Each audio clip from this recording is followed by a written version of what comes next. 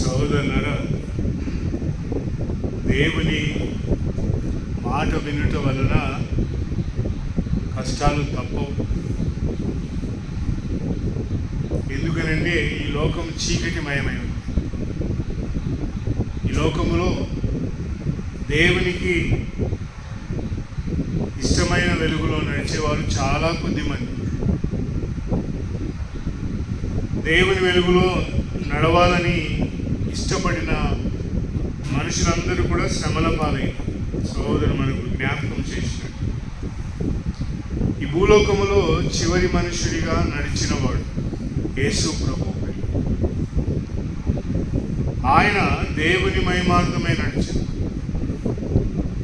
యేసు ప్రభు వారు ఈ భూలోక యాత్రలో ఆయన ఏది చేసినా కూడా దేవుని మహిమార్థమై జరిగించినాడు. దేవుని కొరకై సమస్తమును చేసినాడు. దేవుడు ఏమి చేయమన్నాడో అదే పనిని యేసు ప్రభు చేసినాడు.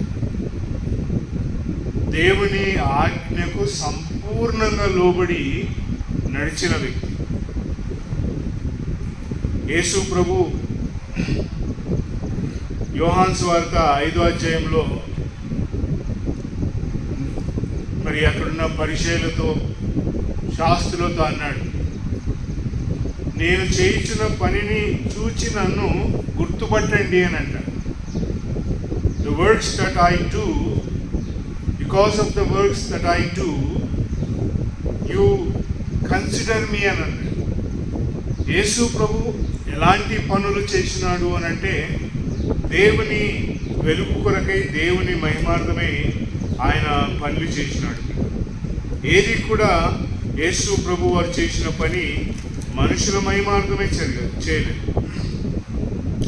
మాట చూడండి, యోహాను సువార్త 5వ అధ్యాయంలో ఆ మాట 17-18 వచనాలు మనం చదివితే అక్కడ కనబడుతుంది. అయితే యేసు నా తండ్రి ఇదివరకు పని చేసి ఉన్నాడు, నేను చేసినాను తలపించి ఆయన విశ్రాంతి దినాచారం వీరుట మాత్రమే కాక దేవుడు తన సొంత తండ్రి అని చెప్పి తను దేవుడితో సమానంగా చేసుకున్న కనుక ఇందు నిమిత్తము యూదులు ఆయనను చంపాలని మరి ఎక్కువగా ప్రయత్నం చేసింది. 19వ వచనం కాబట్టి యేసు వారికి ఇట్లు ప్రత్యుత్తరం ఇచ్చింది, తండ్రి ఏది చేయక కుమారుడు చూచునో అదే కానీ తనంతట తాను ఏది చేయనేరు. ఆయన వేటిని చేయనో వాటిని కుమారుడు అలాగే చేయదు. యేసు ప్రభు అక్కడంతా అలాగ మాట్లాడుకుంటూ ఆయన సెలవిచ్చిన మాటలు ఎలాగున్నాయంటే, దేవుడు తండ్రి అయిన దేవుడు ఆయనను ఏ పని చేయమన్నాడో అదే చేసినాడు. He hearken and God.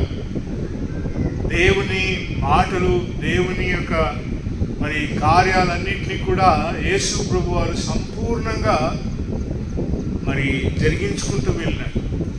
ఏది కూడా యేసు ప్రభు తన ఇష్ట ప్రకారం చేయలేదు. మత్తయి సువార్తలో, మార్కు సువార్తలో ఏమంటాడంటే, నా చిత్తము కాదు కానీ నీ చిత్తమే జరగని.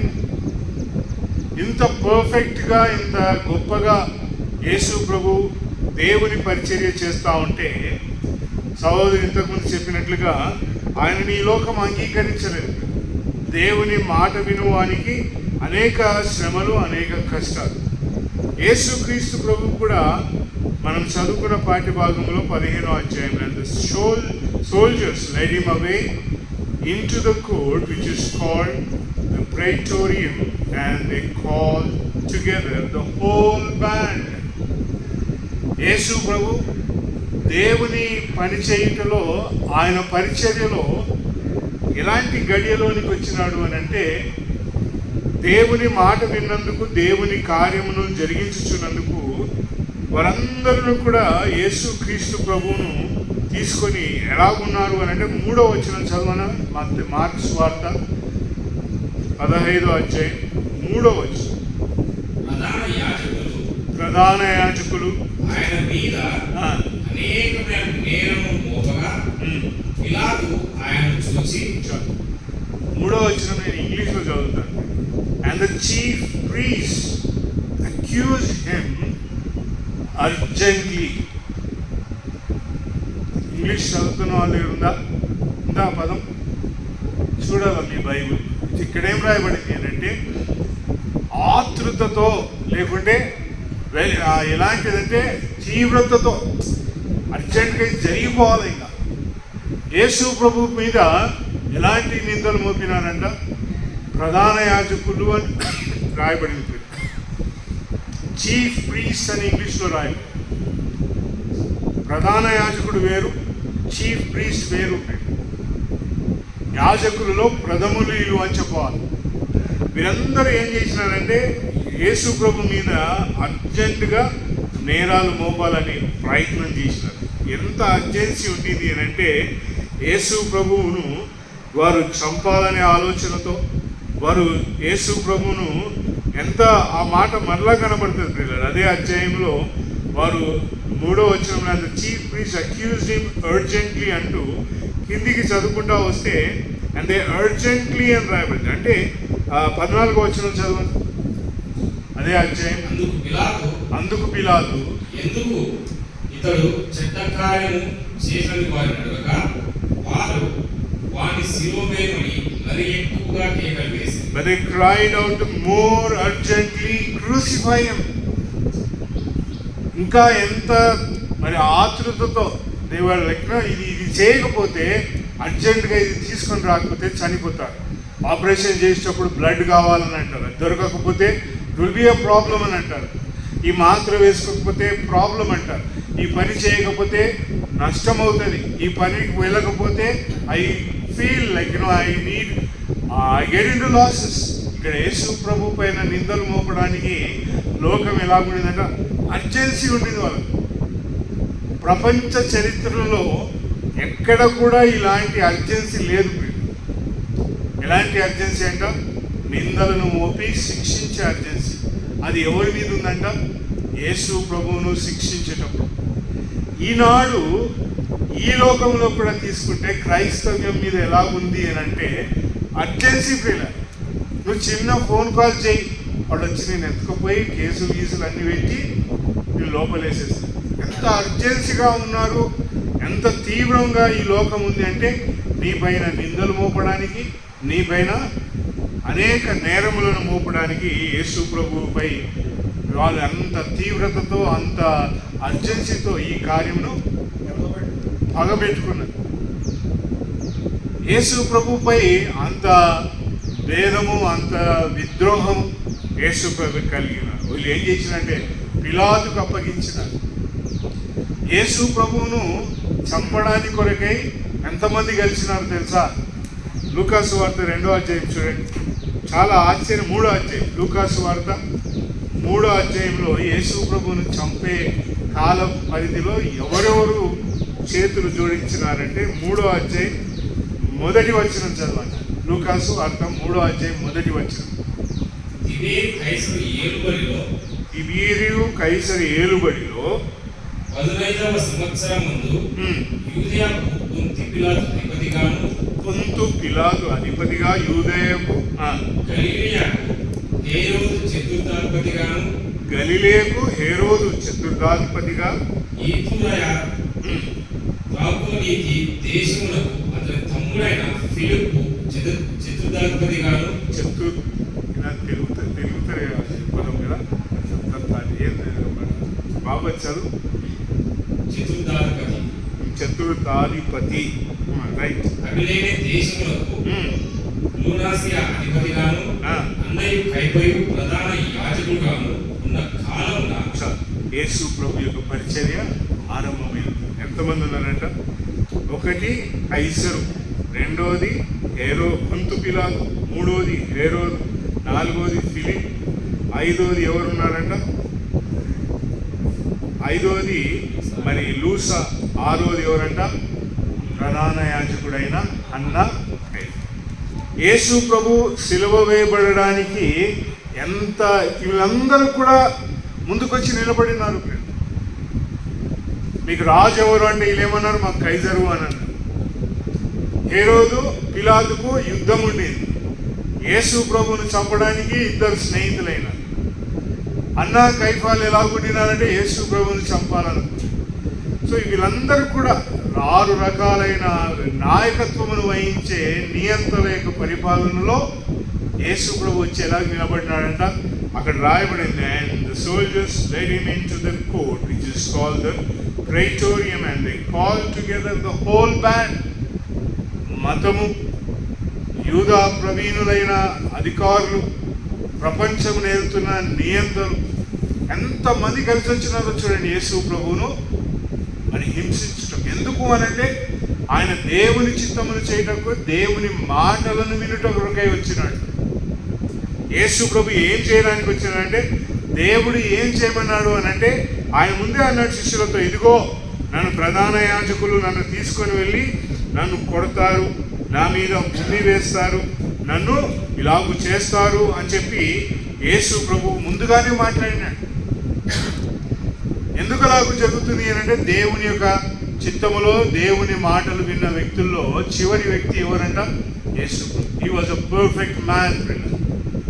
ఎలాంటి నేరము లేనటువంటి వాడు, ఎలాంటి నింద లేనటువంటి వాడు, ఎలాంటి పాపము లేనటువంటి వాడు. యేసు ప్రభు ఎవరు అంటే పరలోకపు దేవుని హృదయానుసారంగా నడిచిన వాడు. నువ్వు నడవవు, నేను నడవను ప్రియులారా. కానీ యేసు ప్రభు ఎలాగ నడిచినంట?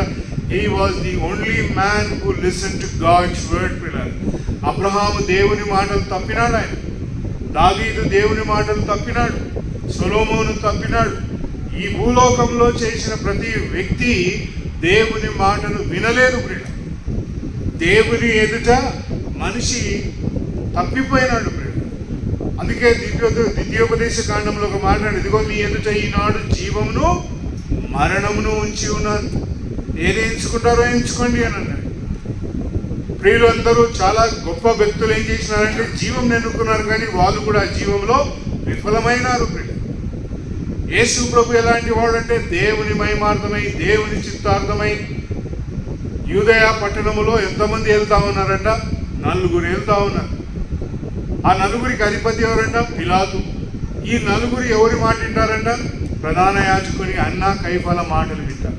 వీరందరి మధ్యలో యేసు ప్రభు వచ్చి నిలబడితే ఆ అధికారులు ఏమన్నారంటే, ఎందుకు అక్కడ ఉంది, ఎందుకు ఈయన ఏమి తప్పు చేసినాడు అన్నాడు. మార్క్స్ వార్తలో వాళ్ళు మాట్లాడుతూ ఉండగా 15వ వచనం, and pilot desirous contending the crowd released them Barnabas and delivered up Jesus. ఈ యేసుని నేను ఏం చేయాలా? The whole band was there, the whole authority was there. ఈ భూలోకంలో రాజ్య పరిపాలన చేయించిన నియంతల ఎదుట యేసు ప్రభు నిలబడినాడు. ఆయనకి ఏమాత్రము he did not find anything. ఏమి కనబడని యేసు ప్రభు, ఇదిగో ప్రపంచ నియంతల ఎదుట యేసు ప్రభు నిలబడి ఏం చేయాలనంటే ఆయనను సిలువ వేయండి. యేసు ప్రభుని తీసుకొచ్చి ఏం చేసినారంట? వారు ఆ యొక్క బృందమంతా కూడి వచ్చింది. ఏ బృందం ఇది? సైన్యం యొక్క బృందం కూడి వచ్చి ఆయనను ఏం చేసినారంట? And when he had scourged him, ఆయన కొరడాలతో కొట్టిన తర్వాత వాళ్ళు ఏం చేసినారు? యేసు ప్రభుని తీసుకొచ్చి సమస్తమును పిలిచి ఆయన మీద ఏం వేసినారంట? And they clothed him with purple and bind round on him a crown of thorns which they had plaited. యేసు ప్రభు మీద వారు వేసినట్టు ఆయన దేహం మీద ఉదారంగు వస్త్రమును వేసి, రెండోది ఏం చేసినారంట? ముండ్ల కిరీటమును అల్లి పెట్టినారు. దే ప్లేటెడ్ అని రాయబడింది. ఎలాంటి ముండ్ల కిరీటము అని అంటే మనిషి తట్టుకోలేనటువంటి భయంకరమైన శిక్షను విధించే పరిక్రియ. ఇది ఎందుకు యేసు ప్రభుపై ఉంచబడింది అంటే because he heard God's word. దేవుడు అన్నాడు, నువ్వు భూలోకంలో ప్రయాణమైపోయినప్పుడు భూలోక ప్రజలు కొరకై నువ్వు చనిపోవాలా, డన్ అని అన్నాడు. చనిపోవడం అలాగూ కాదు, భయంకరమైన వెలుగులో నిన్ను చంపుతారు అని అన్నాడు. చనిపోవడం అంటే కొంతమంది ఏం చేస్తారంటే చచ్చిపోవడం చంపేసి చచ్చిపోతా, బుల్లెట్ కాల్సి చచ్చిపోతా, అదిగో పొడుసు చచ్చిపోతా, విషమి చనిపోతా. But here is a torture ప్రియులర్. యోబు జీవితంలో కూడా ఆయన ఎలాంటి వెలుగులో నడిచిన అంటే he had a torture in his life. Because of God's word pillar. దేవుని మాటలకు విధేయుడై ఉదయకాలమున లేచి ఏం చేసేవాడంట? తన కుటుంబం కొరకై, తన కుమారుల కొరకై వారు తాగి తిని దేవుని హృదయమందు దూషించిరేమో అని ఏం చేసినాడంట? ఉదయకాలమునే సూర్యుడు లేయక మునిపే బలిపీఠంపై దహన బలులను తన పిల్లల విషయమై అర్పించినాడు అని రాయలు. దేవునికి ఎంత భయపడినాడో పిల్లలు. హి was so perfect but yet he had to suffer. And here is a man more perfect with Job. యోబు కంటే సర్వశ్రేష్ఠుడైన ఒక మనిషి ఎలా నిలబడ్డాడంట? ఉదారంగు వస్త్రములను వేసి. ఇంకేం చేసినారు? తలకు ముళ్ళ కిరీటం పెట్టి ఆడ రాయబడిన మాట ఏంటంటే వారందరూ and they began to salute him. Salute చేసి ఏం చేసినారంట? 19వ వచనంలో రాయబడింది, and they struck his head with a reed and spat on him. యేసు ప్రభు తలపై రెల్లుతో కొట్టినారు అని రాయబడి. Hitting him on his head. కొంచెం ఇట్లా అంటేనే తల మీద చేయబెట్టకు మళ్ళీ ఈసారి పెడితే నేను బాగుండదు అంటారు. They put a crown on his head and ఎలాంటి అంట? రెల్లుతో ఆయన తల మీద కూర్చున్నారు.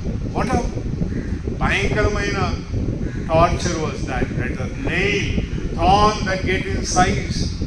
తలలోనికి దొచ్చుకొని పోయే ఆ ముళ్ళ పొదలో దేవుడు ఎందుకు కనబడినాడు అంటే మనిషి స్వభావం అలాంటిది. ముళ్ళ పొదలో మోషే పోయి చూసినాడు, దేవుని చూడాలనుకున్నాడు, మోషే తొంగి చూడాలనుకున్నాడు. But God said stop there, leave your foot where అని అన్నాడు. ముళ్ళ పొదల్లో దేవుడు ఎందుకున్నాడు అని అంటే తల మీద ముళ్ళ కిరీటం ఎందుకున్నాడంటే ఆ ముళ్ళు అన్నీ కూడా ఎవరివో కాదు, నీవి నావే. మత్తయి సువార్త 13వ అధ్యాయంలో రాయబడింది, ఇదిగో ముళ్ళ పొదల మధ్య ఏం పడిందంట?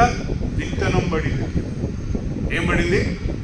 ముళ్ళ పొదల మధ్యలో విత్తనం పడి ఏం మొలిచినాయంట? విత్తనం చెట్టు మొలవలేదు పిల్లలు, ముళ్ళు మొలిచినాయని రాయబడింది అక్కడ. వాట్ వాజ్ గ్రోయింగ్ అంట? Thorn was growing. ఈ మనిషి చేసిన ప్రతి ప్రక్రియ ఎలాంటిది అంటే గుచ్చే స్వభావం కలిగినది. వెనక తీసుకొచ్చి ఒకరిని పాతి పెట్టినారు, వాటికి జీవితకాలం అంతా పువ్వు పెట్టినారో లేదో తెలియదు, కానీ రకరకాలైన పండ్లు పెట్టినారు ఆయన తీసుకొచ్చి. మనిషి క్రియ లాంటిది అంటే గుచ్చి నేను ఎంత ప్రేమిస్తున్నానని చూపిస్తాడు, కీడు చేసి నేను ప్రేమిస్తున్నాను అని అంటాడు. మనిషి స్వభావం అలాంటిది. యేసు ప్రభు తలపై ఎలాగో ఎందుకు ముళ్ళ కిరీటం పెట్టబడింది అని అంటే నువ్వు గుచ్చిందే, అది నీ ముళ్ళే, నా ముళ్ళు ప్రియుల. మనం ఎలాంటి ముళ్ళు తీసుకొచ్చినామంటే ఏమాత్రమును మృదుత్వము లేనటువంటి స్వభావంతో కూడింది ప్రియుల. ముళ్ళు పెరగడము అని అంటే అణిచివేయడం. యేసు ప్రభును అణచాలనుకున్నారు. రెండవది ఏం చేసినారంటే ఆయనకు శుభములు అని పలికినారు. Hail the king of Jews అని అన్నారు. ఎంత అవమానం ప్రియుల. ఇంకేమంటున్నారంట? ఆయన ముఖముపై and they spat on him అని రాయి. ఉమ్మి వేయించుకోవడం ఎప్పటికీ ఎవరికైనా తెలుసా ప్రియుల? ఉమ్మి వేయించుకోవడం అని అంటే ఒక సమాజం ఉంది మన దేశంలో. అప్పిస్తారంట వాళ్ళు. ఎంత కావాలా అంటే ఇంత కావాలా అంటే అప్పిస్తారు. ఆ అప్పిచ్చిన తర్వాత వానికి టైం ఫ్రేమ్ పెడతారు ఆ సమాజంలో. ఈ టైంలో ఇచ్చేయాలంట. ఆ టైం పిలుస్తారు, తీసుకురాని అప్పు అంటే ఇంకా కొంచెం టైం ఇవ్వి అంటారు. వార్నింగ్లు ఇచ్చి పంపిస్తారు. రెండోసారి పిలుస్తారు, ఏమైంది అంటే రాలేదు అంటారు. మూడోసారి చివర నీదే, ఇక యు ఆర్ ది కల్పిట్. వాడిని ఎలాగో తయారు చేయాలి. ఇప్పుడు ఈ మూడోసారి వచ్చినప్పుడు అప్పు ఎలాగో వసూలు చేయాలా సమాజం వాళ్ళంటే లోపలికి వచ్చినప్పుడు వాని మధ్యలో కూర్చోబెడతారండి. వాడు ఇంకా అప్పు ఇవ్వలేని స్థితిలో ఉన్నాడు. వాడు లోపల కూర్చున్న తర్వాత వచ్చే ప్రతి ఒక్కరికి ఏమి ఇస్తారంటే ఆకు ఒక్క దానిలో సున్నము కాసు పెట్టి ఇస్తారండి. బాగా నమలాల వచ్చిన వాళ్ళందరూ మంచిగా నమిలి నోటి నిండా తెచ్చుకొని ప్రతి ఒక్కడు మన తల మీద నుంచి అంత ఉంచాలా అని చెప్తారు. ఎంతమంది ఉంటారు? 100 మంది ఉంటారు పిల్లల కార్యానికి. ఒక్కరిద్దరు ఉండరు. వారి మీద ఉంచుతుంటే వాడు కనబడడు. ఇంకా ఎలాగ మునిగిపోతాడు అనంటే సంపూర్ణంగా భయంకరమైన భూమితో మునిగిపోతాడు వాడు. ఇంకా మళ్ళీ తల కొరుకుతారు వానికి. ఉంచడమే కాకుండా తల కూడా కొరుకుతారు, వెంట్రుకలన్నీ కొరుకుతారు. కొరికి ఉంచి వాడు లేచి స్నానం చేసుకుని పోయి ఆ అవమానమును మొత్తం వారి సమాజంలో వాళ్ళు సర్క్యులేట్ చేస్తారు, ఫోటోలు పెట్టి వీడియోలు పెట్టి. విని నమ్మవద్దు. దేవుని మాట విన్న నా ప్రియ రక్షకుడైన యేసు, హౌ పర్ఫెక్ట్ వాస్ హీ. ఎవరిని మోసం చేయలేదు, ఎవరికి కీడు చేయలేదు, ఎవరికి అన్యాయం చేయలేదు. యేసు ప్రభు దగ్గరికి వచ్చిన ప్రతి వాడు కూడా మేలు నొందినాడు. యేసు ప్రభు దగ్గరికి వచ్చిన ప్రతి వ్యక్తి ఈ గాట్ ఎవ్రీథింగ్ బ్లెస్డ్ ప్రియులారా. యేసు ప్రభు అన్నాడు, నా యుద్ధకు వచ్చి వాడిని నేను ఏమాత్రమును త్రోసివే. కానీ ఈ లోకము దేవుని మాటలు విని చేసిన ఆ ప్రక్రియలో యేసు ప్రభు నాకు ఇవ్వగలిగినది ఏంటంట, ఆయన మీద ఉమ్మి వేసి. ఎవరు అంట? Whole band of soldiers. ఎంత అవమానం ప్రియులారా. ఆయనను అలాగూ చేసి ఇంకేం చేసినారంట, మోకాలుని ఆయనకు సాగిలపడి ఆయనను వెక్కిరించి, and they mocked him and took the purple off him and put his own clothes on him, and they led him out that they may crucify him. యేసు ప్రభుపై ఇంకా ఎలాంటి వెలుగంట, ఆయన మోకాలుని ఆయనను ఎగతాళి చేసిరి అని రాయబడి. యేసు ప్రభు నిన్ను రక్షించుటకు ప్రియులారా, నీ పాపము నుండి నిన్ను విడిపించుట కొరకై, నీ యొక్క రక్షణార్థమై పరిశుద్ధుడు, పాపమెరుగని వాడు ప్రియులారా. యేసు ప్రభుని గురించి మనం ఈ 15వ అధ్యాయం చదువుతుంటే నా కళ్ళ నుంచి నీళ్లు గారినాయి ప్రియులారా. ప్రతిసారి నేను బైబిల్ చదువుతా ఉంటా, కానీ I never read it like that ప్రియులారా. ఎందుకో ఈ అధ్యాయం చదివినాక నాకు అనిపించింది, యేసు ప్రభును అవమానపరిచిన ఈ పాఠ్య భాగం అంతా కూడా పరిశుద్ధాత్ముడు ఎందుకు ఉంచినాడు? ఎందుకు బైబిల్లో ఇంత అవమానకరమైన క్రియలన్నీ జరిగించిన దేవుని యొక్క చిత్రపటం అంతటిని ఉంచినాడు అని అంటే, ఆయన నా కొరకై పడిన వేదనని తెలుసుకోవాలి. బైబిల్ను చదివి దానిలో ఉన్న సారాంశమును ఆనందించడమే కాదు, కానీ యేసు ప్రభు నీకు ఆనందమును పంచుట కొరకై ఆయన అనుభవించిన ఈ వెలుగంతటిని చదవాలి. యేసు ప్రభు చేసిన కార్యమంతయు నీకు దుఃఖముగా, నీకు ఇదిగో ఈ భూలోకము చేసిన అవమానం అంతయు నీకు దుఃఖంగా కనబడాలి. ఎందుకంటే ఆయన దేవుని మాటలు విన్నాడు, దేవునికి లోబడినాడు. దేవుడు చెప్పిన కార్యమంతా, ఇదిగో తండ్రి నా చిత్తము కాదు కానీ నీ చిత్తమే జరగని. What a wonderful Christ is he. యేసు ప్రభు ఎలాంటి వాడు అని అంటే, ఆయన ఎదురు చెప్పలేదు ప్రియుల. పిలాతు అడిగినాడు, ఇదిగో వీరందరూ నిన్ను యూదులకు రాజు అంటూ, నువ్వు రాజువా అని అడిగితే, నువ్వు అన్నట్టే అని అన్నాడు, కానీ నేను రాజునని ఆయన చెప్పాడు. వీరందరూ నీపై ఎంత నేరమును మోపుతా ఉన్నారు, నువ్వేమి పలకవా అంటే ఆయన మౌనంగా ఉన్నాడు. ప్రధాన యాజకుడు అన్నాడు, ఇదిగో మరి ఇలాంటి నేరాలన్నీ మోపుతున్నారు, మరి నువ్వు నిజముగా దేవుని కుమారుడువా, క్రీస్తువా అని అడిగితే, మనుష్య కుమారుడు మేఘారుడై శక్తి కలిగి వచ్చుట ఇక మీద మీరు చూస్తారు అని అన్నాడు. యేసు ప్రభు మాట్లాడిన మాటంతయు కూడా లోకంలో ఉన్న వారికి అందరికీ కూడా హృదయంలో గుచ్చుకొని పోయింది పిల్లల. నిస్సహాయ స్థితిలో లోక ప్రభుత్వం నిలబడిపోయింది. యేసు ప్రభుని విడుదల చేయాలని పిలాతు ఎంతో ప్రయత్నం చేసింది. యేసు ప్రభు మీద ఏ నేరం కనబడలేదు. ఎందుకో నేను ఈయనను శిక్షించాలి. లోక ప్రభుత్వము ఏమి చేయలేకపోయింది. Did not come to his rescue. శక్తి ఉండి కూడా సహాయం చేయాలన్నటువంటి పరిస్థితుల్లో వచ్చింది. It was just because of me, నేను చేసిన పాపం. ఏమి ఆ పాపం అంటే, లేటెస్ట్ టెక్నాలజీ పాపం అంటే. ఫోన్లో పాపం ఉంది లేదు అని చెప్పగలిగే వాళ్ళు ఎవరైనా ఉంటే చేతులు ఎత్తండి. ఆంటీ కూడా చేతిలో ఫోన్ పట్టుకుంది. ఆ ఫోన్లో పాపం లేదా ఉంది ప్రియుల. ఇప్పుడు ఎక్కడికి వచ్చిందంట, యవనస్తులు జాగ్రత్తగా తల దించకండి. ఇక్కడ చూడండి, పాపం ఎక్కడుందంట, it is in your phone. యేసు ప్రభు ఆ పాపం కొరకై ఉమ్మి వేసుకున్నాడు. They spat on him. ఆయన అలాగా నిలబడి ఉంటే ఆయన ముఖము మీద, ఆయన దేహం మీద ఏం చేసినారంట, ఉమ్మి ఉంచినాడు. నువ్వు ఎప్పుడైనా పాప క్రియలను చూసి ఉమ్మి ఉంచినావా? Have you done that? నీ ఫోన్లో ఉన్న వస్తువును చూసి ఎప్పుడైనా అలాంటి క్రియ జరిగించినావా నీ భక్తి జీవితంలో? యేసు ప్రభుని ఎరగని వాతావరణంలో ఉన్నవాడు ఫోన్ను చూచి ఇది పాపము అని పక్కకు పెట్టగలిగేవాడు ఉన్నాడు. ఆహ్లాదమును కల్పించేదంటే బైబిల్ చదువు ప్రియులు. చాలా ఎంజాయ్, చాలా ఆనందం ఇస్తుంది నీకు బైబిల్ చదివితే. బైబిల్ చదివినంత దీవెన ఇంకా దేనిలో దొరకదు ప్రియుల. యేసు ప్రభు ఏమన్నాడంటే, దేవా గ్రంథపు చుట్టలో నన్ను గురించి రాయబడిన ప్రకారం నీ చిత్తమును చేయుటకు నేను వచ్చిన. పాపము చేయడానికి మనిషి ఎంత ఉబలాట పడతాడు అనంటే గోడలు దుంకుతాడు దాని కొరకు. పాపము చేయడానికి చీకట్లో పౌరాని చోటంతటికి వెళ్ళి పాపమును చేస్తాడు. దేవుని ప్రియబిడ్డలముగా యేసు క్రీస్తు ప్రభు జరిగించిన ఈ క్రియ అంతయు కూడా how was it that I'm dealing it. మన పిల్లలకు ఫోన్ ఇస్తాం. చిన్నపిల్లలను చూస్తున్న మావాడు కూడా ఇంతనే, వాడికి సంవత్సరం 2 నెలలు కూడా కాలేదు. ఫోన్ కాడికి పరిగెత్తుకుంటూ వస్తాడు. ఫస్ట్ నా దగ్గరికి రాగానే ఏమంటాడంటే, పాట పెట్టాలన్నా అంటే ఆ పెట్టు అంటాడు. ఈ uses the phone to sing or to play the music. అంటే ఐఎమ్ నాట్, నేను సపోర్ట్ చేసి మాట్లాడడం లేదు. పిల్లలు ఎంత అడిక్టివ్ అవుతారో దానికి. నీ పిల్లలు నా పిల్లలు యేసు ప్రభు మీద ఏముంచినారంట? భూమి. They spat on him. యేసు ప్రభు భూమి ఏం చేసిందంట? కన్నులు తెరిచినాయి. యేసు ప్రభు గుడ్డివాని మీద భూమి ఉంచగా వాడు కన్నులు తెరిచినాయి. Did you do that? చాలా మంది ఈ మాట తీసుకొని ఆదివారం ఎన్ని చర్చిలకు అక్కడ మాట్లాడతారు. ఇదిగో అయ్యా నేను నా భూమి అని కీర్తన పాడతారు.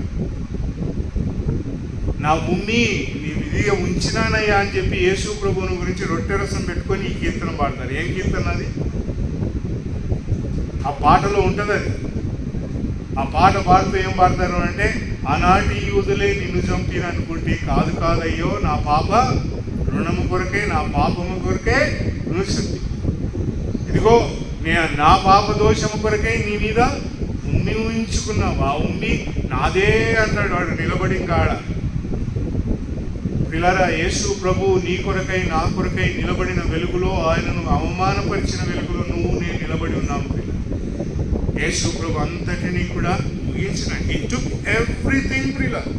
సమస్తమును ఆయన తీసుకొని ఇంకేం చేసినారట? ఆయనను అవమానపరిచిన వెలుగులో. మార్కు సువార్త 15వ అధ్యాయం 29వ వచనం చదువుదాం. 29వ వచనం.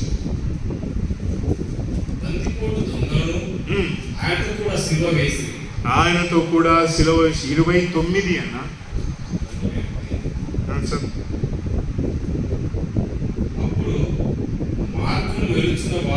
అప్పుడు మార్గమున వెలుచున్న వారు తమ తలలను ఆడించుచు ఆహా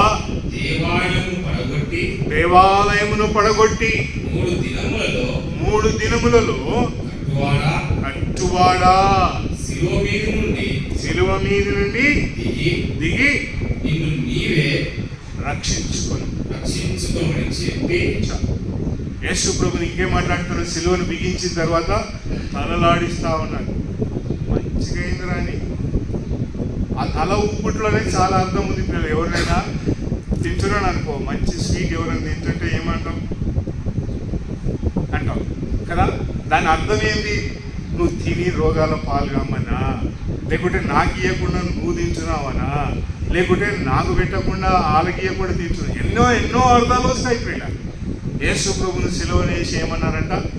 అల్లనాడించిన మరణ అవస్థలో ఉన్నవాడు, మేకులతో బిగించబడినవాడు, ఆయన సిలువపై వేలాడుచున్న ఆ దృశ్యమును చూచి తలలను ఆడించి. యేసు ప్రభు, how perfect that man was, but yet men shook their heads. తలలను ఆడించు అక్కడ రాయబడింది. And they that passed by reviled him, shaking their heads and saying, aha, thou that destroys the temple. ఆలయమును పడగొట్టువాడా అని. యేసు ప్రభు ఎంత నీ కొరకై నా కొరకై దేవుని చిత్తము కొరకై he took that pain. యేసు ప్రభు శిలువపై ఇదంతా చూచి he did not speak anything. మత్తయి సువార్తలో మార్కు సువార్తలో ఆయన ఏ మాట కూడా పలకలేదు. ఒక్కటే ఒక మాట కనపడుతుంది 34వ వచనంలో, ఏలీ ఏలీ లామా సబక్తానీ. దానికి అర్థం ఏందో మనం అర్థం చేసుకోవాలని అర్థం అని చెప్పినారు. కానీ అక్కడ నిలబడిన వాళ్ళందరూ కూడా వినగలిగిన పదం ఏంటంట, ఏలి ఏలి లామా సబక్తాని అని పలికినాడు ఆయన. అంటే నిలబడిన వాళ్ళకి అర్థమైంది ఏంటంటే ఏలి అని పిలుస్తున్నాడు అని అన్నారు. కానీ దాని అర్థం ఇక్కడ ఏముందంట, my God why has thou forsaken me. నీ వాక్యమునకు లోబడిన, నీ మాటలకు కట్టబడిన, నువ్వు చెప్పిన విధులన్నింటినీ నెరవేర్చిన, నువ్వు చెప్పిన ప్రతి చోటుకు వెళ్ళిన, పాపిని ముట్టుకున్నా, కుష్ఠరోగమును ముట్టుకున్నా, ఇదిగో చనిపోయిన పాడను ముట్టుకున్నా, this is all not my cup. నేను అనుభవించే పాత్ర కానే కాదు. నా జీవితంలో పాపము తెలియదు. అలాంటి నేను అపవిత్రమైన సాంగత్యం, అపవిత్రమైన వ్యక్తులతో నడిచినాను. అపవిత్రులు నన్ను వచ్చి ముట్టుకున్నారు. అపవిత్రమైనదంతయో నా తల మీద నుంచి కాళ్ళ మీద తగిలింది. యెట్ ఇక్కడ అంటాడు, వై హ్యాస్ thou forsaken. నన్ను ఎందుకు ఏలి అని ఈ ప్రజలందరూ ఏలియా వస్తాడు, ఇప్పుడు తప్పిస్తాడు, ఆయన విడిపిస్తాడేమో చూద్దాం అనుకున్నాడు. This is the only word pillar. Marks వార్తలో యేసు ప్రభువునకు కలిగిన ఆదృశ్యం అంతట్లో ఆయన పలికిన మాట. మత్తయి సువార్తలో 2 కనబడతాయి, యోహాను సువార్తలో 2 కనబడతాయి, లూకా సువార్తలో మిగతాయి కనబడతాయి. కానీ ఇక్కడ only one word, my God నా దేవా నన్ను ఎందుకు చేయి. ఇంకా వేరే పదాలు కనబడవు ఆయన శిలువ పైన మార్క్స్ వార్తలో మాట్లాడిన పదాలు. యేసు ప్రభు ఎంత శ్రేష్ఠుడిగా దేవుని చిత్తమును చేయటం కొరకై he took everything that was there. అదిగో ఆయన చివరికి ఏమన్నా అక్కడ రాయబడిందంటే ఈ 37వ వచనం, and Jesus having uttered a loud cry expired, and the veil of the temple was rent into two from the top to the bottom. యేసు ప్రభు ఏమైనాడంట, ఆయన చనిపోయినాడు. he died for your sin. ఆయన చనిపోయినాడు. ఆయన అవమానం నీ కొరకు నా కొరకు పొందినాడు. He took everything.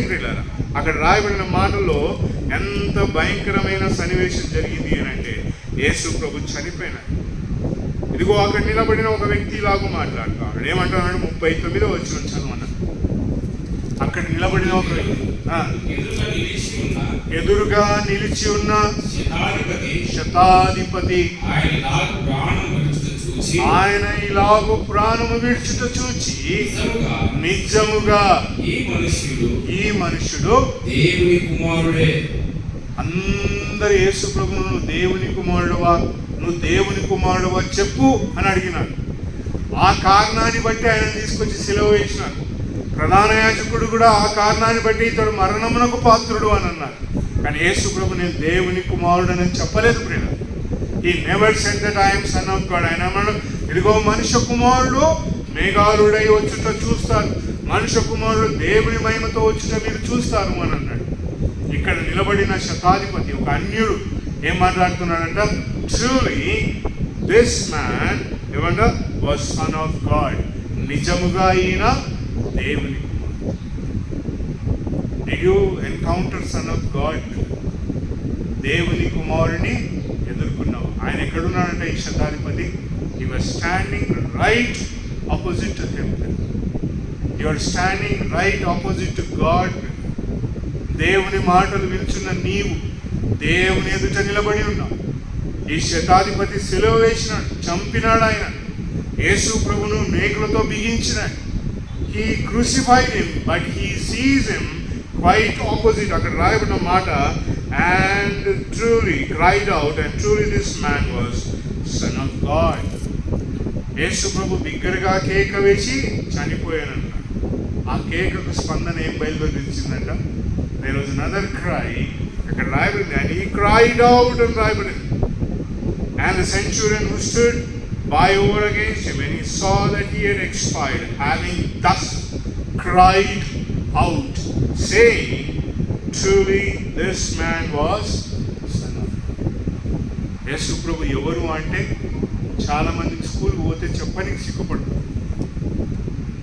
ఉద్యోగాల్లో సిగ్గుపడతాం, అన్ని దగ్గర సిగ్గుపడతాం. But here is the centurion who stood before Christ, who was insulted, who was humiliated, who was tortured, who was sacrificed. యేసు ప్రభు ఎలా ఉన్నాడంట సిలువపై, ఆయనకు అధికారం ఇచ్చినాడు సిలువ. ఆయన అవమానపరిచినాడు, ఆయన ముండ్ల కిరీటమును పెట్టినాడు, రెల్లుతో కొట్టినాడు, ఊదా వస్త్రమును ధరింపజేసినాడు. All that he could do. ఆయన ముఖంపై ఉండి వేసినాడు. ఆయనే కాదు, ఆయన పక్కకు సిలువ వేయిన దొంగలు కూడా ఆయన అవమానించారు. శిష్యులు ఆయన వదిలి పారిపోయినారు. ఎవ్వరును కూడా ఆయనతో పాటు లేరు. There were none standing, but there was a man standing opposite to him. ఏమంటున్నాడు? Truly, and he said, truly this man is the Son. యేసు ప్రభు.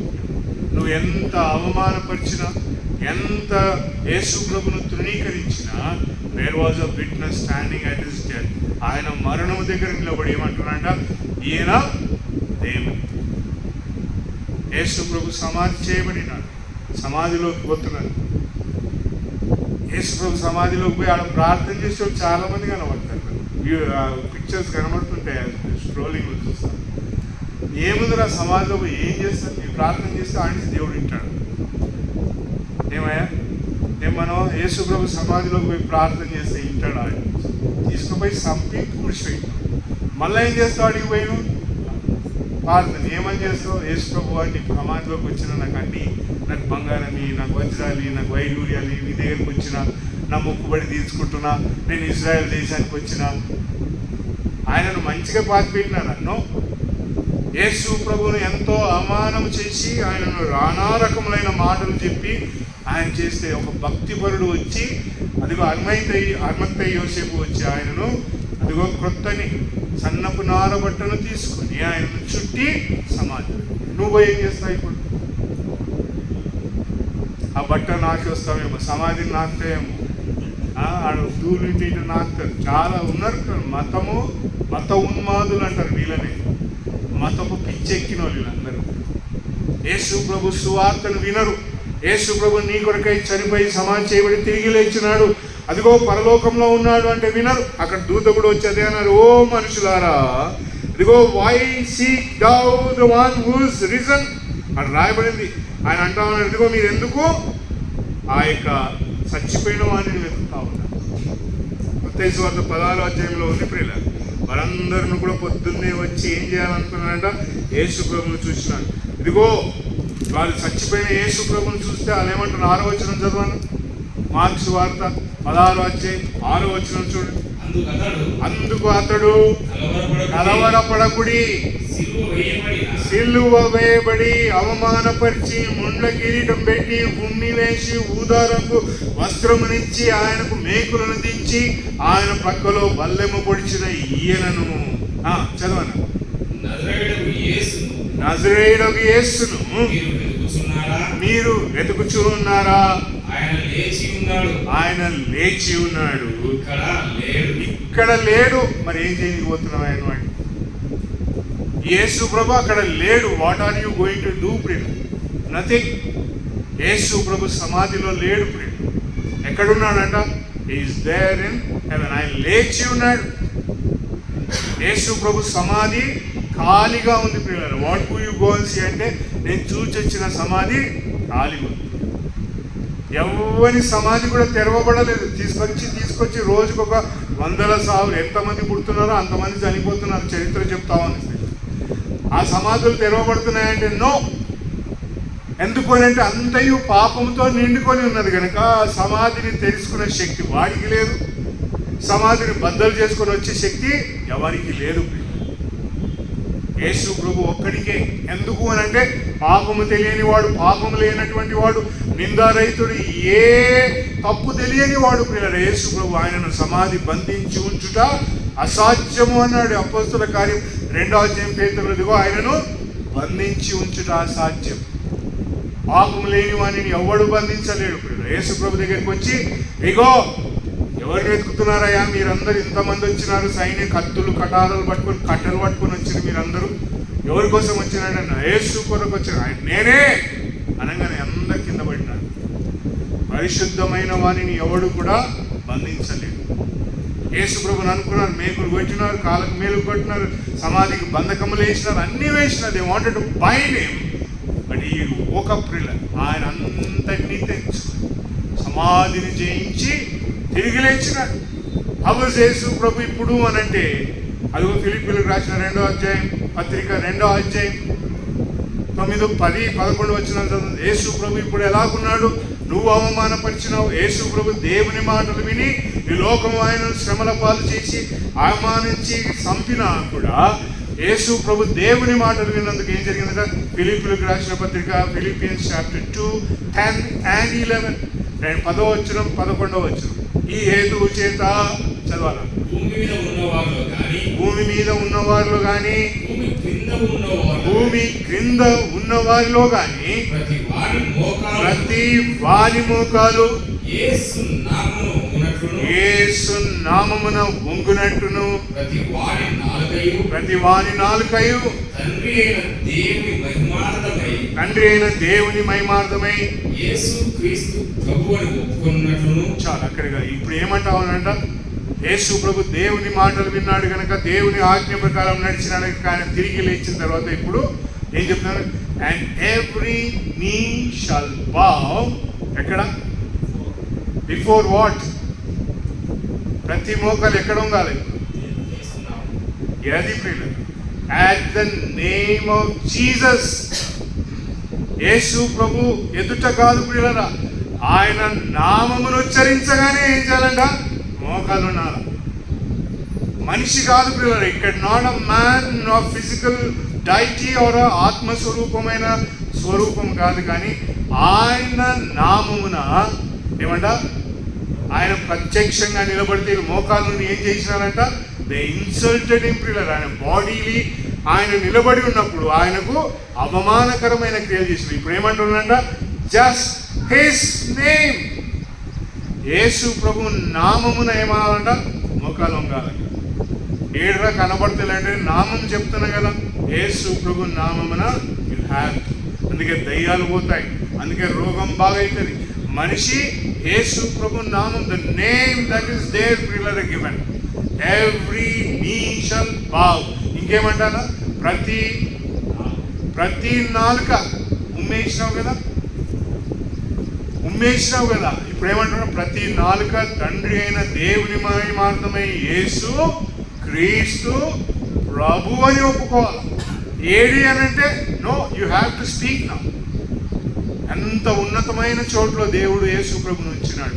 త్రిత్వములో భాగమైన వ్యక్తి. How far and exceeding is that you have to go your knee for his name. నీ నాలుక ఏం మాట్లాడాలంట? యేసు ప్రభు అని ఒప్పుకోవాలా. If you don't confess you will land into trouble. యేసు ప్రభు నీ కొరకై శ్రమల పాలైనాడు. నువ్వు యేసు ప్రభును గుర్తెరగక ఆయన నామమును ఒప్పుకొనకపోతే, ఆయన మాటని నాలుకలో ఒప్పుకొనకపోతే you will land in trouble. యేసు ప్రభు శ్రమల పాలైనాడు. ఇక్కడ ఆయన నీవు చేసిన పాపం కొరకై సమస్తమును అనుభవించి సమాధి చేయబడి తిరిగి లేచినాడు. But now is the time that you repent. యేసు ప్రభుని నమ్ముకొని బాప్తిస్మం తీసుకొని ఎన్ని సంవత్సరాలు సాగిన రొట్టె రసం తీసుకుంటున్నప్పుడు యూ నీడ్ టు రిపెంట్. మారు మనసు పొందాలప్పుడు. యేసు ప్రభు సువార్త అందుకే మాకందరికి ఎందుకు చెప్తున్నావు అంటే, నాకు కావాలి యేసు ప్రభు. It revives my spirit. I would confess before his name. I would bow my knee before his name. And I will confess with my tongue. నా నాలుకతో ఏమన్నట? యేసు క్రీస్తు ప్రభు అని ఎవరి మహిమార్థమై ఒప్పుకోవాలంట? తండ్రి అయిన దేవుని మహిమార్థమై ఒప్పుకోవాలి. What a wonderful saviour. Yesu ప్రభు దేవుని మాట విన్నాడు. He is been seated on high. ఇంకా చదవను పూర్తి చేయండి. ఆలోచన చదువు. మళ్ళీ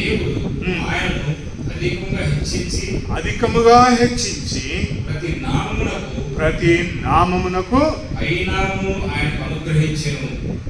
నామము అనుగ్రహించారు. ఏ పేరు తీసుకొచ్చినా కూడా, ఏ పేరును తీసుకొచ్చినా కూడా ఏమంట? అన్నిటికంటే హెచ్చైన నామం యేసు ప్రభు యొక్క నామం. You have to confess that. Yesu ప్రభువును నమ్మిన మనమందరమును కూడా ఆయన వాక్యం, ఆయన మాటలు విన్నట్లయితే ఏమంట? యేసు ప్రభు అన్నాడు, మీరు జయించిన వానికి నా కొత్త పేరును ఇస్తానన్నాడు. ప్రకటన గ్రంథం 2వ అధ్యాయంలో ఏమంట? If you listen to God, దేవుని వాక్యమును విసుకున్న మాట చదువుతున్నా. ప్రకటన గ్రంథం 2వ అధ్యాయంలో యేసు ప్రభు అంటాడు, ఇదిగో నా మాట మరి జయించిన వానికి నేను నా కొత్త పేరునిస్తానన్నాడు. 2వ అధ్యాయం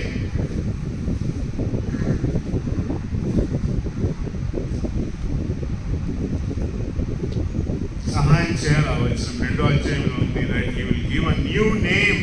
యేసుక్రీస్తు ప్రభును నమ్ముకున్న వానికి కొత్త పేరునిస్తానని యేసు ప్రభు మాట్లాడతారు. అంటే ఇది జయించువానికి ఆయన ఇచ్చే గొప్ప బహుమానం. He that has a here let him here and he that overcomes I will give him my new name అంటాడు. నా కొత్త పేరును అతనికి ఇచ్చేదను అని అంటాడు. ఐ థింక్ ఇది 3వ అధ్యాయంలో ఉంటుంది. 3వ అధ్యాయంలో 3వ అధ్యాయం 12వ వచనంలో జయించువానికి నా దేవుని ఆలయములో స్తంభముగా చేసేదను.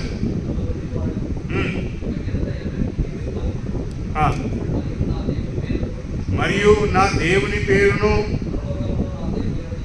పరలోకములో నా దేవుని యొద్ద నుండి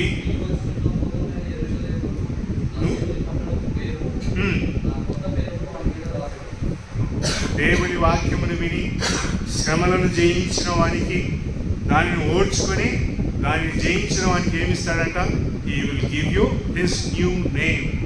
యేసు ప్రభు కొత్త పేరు ఏందో ఎవ్వరికి తెలియదు. ఐ విల్ గివ్ 3వ అధ్యాయం 12వ వచనంలో ఉంది. 2వ అధ్యాయం ఉందా? 2వ అధ్యాయం 12వ వచనంలో